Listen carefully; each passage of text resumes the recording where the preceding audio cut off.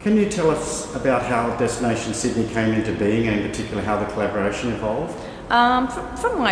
It's happened over 2 years ago, but I think how it started was the curator Lou Klepac had been working with Manly Art Gallery on this concept and then thought he could make a much bigger exhibition, and so approached Mosman and then finally us at the SH Ervin to be part of this sort of triangular exhibition. So it sort of started with one gallery but developed across the three.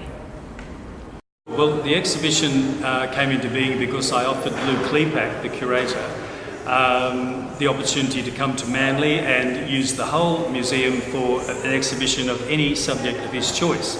And that was at the end of 2012. And when he came back, he came up with the idea of an exhibition about artists who had come to Sydney and painted it and changed the way we look at it. And he knew that had never been done before. And then he came up with a list of artists, and the list was really long, and it would have meant one work by each. So he decided he wanted to do several artists in depth.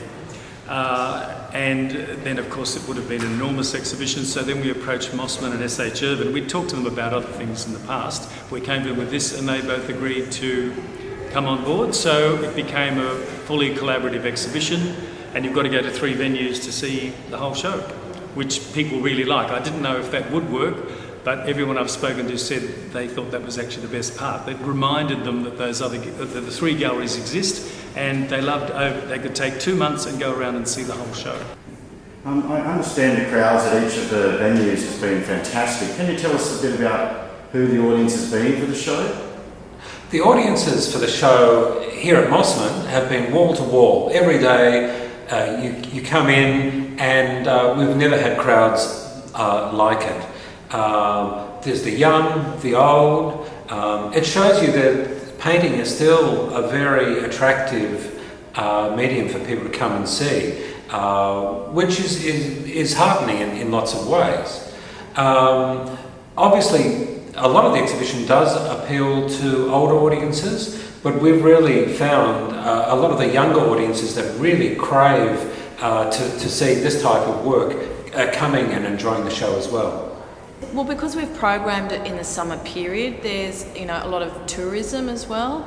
Because it's got that sort of title, Destination Sydney, it's sort of giving an indicative kind of idea of what the exhibition's about and all of the artists that are in it. So it's been a mixture of locals and people coming into Sydney. We've actually had a lot of people coming from other parts of New South Wales as well.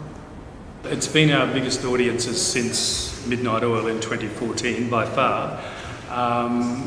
It is definitely a senior audience, I could say, who really enjoyed it more than anybody else. We've had lots and lots of bus tours from all over the state. There are many day tours where people can go between the 3 or make their own way. Of course, it's been over Christmas, so we haven't captured much of the youth, but at the end of this week we've got schools coming in to do major projects because these artists are HSC artists. So. We've been absolutely thrilled. It's been fantastic. We've had a huge response to the exhibition, and just to give you an indication, we would normally get say 90,000 visitors in a year, and this exhibition I expect will be more than 20,000. Was there a particular marketing strategy that you used that was different to what you might usually employ? Well, we started a dedicated Facebook page for Destination Sydney, and we've come up with a whole lot of group marketing, including like this brochure. We did actually a combined invitation, so a core number of people were invited to all 3 venues, and then each gallery had their own normal mailing list that we did invite people to. So it was kind of a sort of broader brush than we do generally speaking in terms of marketing, and a publicist was employed to sort of work across the 3 venues as well, so that certainly helped. With this exhibition it was 3 galleries working together, and that provided a lot of challenges from how the independence that we normally have when we work on an exhibition. So there were a lot of meetings, a lot of getting together, talking about strategies, how things would come together, what sort of publications, what sort of public programs, how we would drive each other's audiences to the other venues. So there was a long and ongoing process about that. The major difference in the marketing strategy is that we employed a publicist, which we don't normally have the resources to do, but between the three we were able to do that. She had links with all of the media outlets, so we've been thrilled. It's been the biggest publicity we've had for the last couple of years. TV and radio has been fantastic, and press coverage, of course. The old story that you get double page colour review in the Sydney Morning Herald, the audience spikes amazingly. Whether or not they like the show, whether or not they agree with the review, it's considered important, so they'll come. But Leah was just brilliant. She marketed everywhere, and everybody knows about it.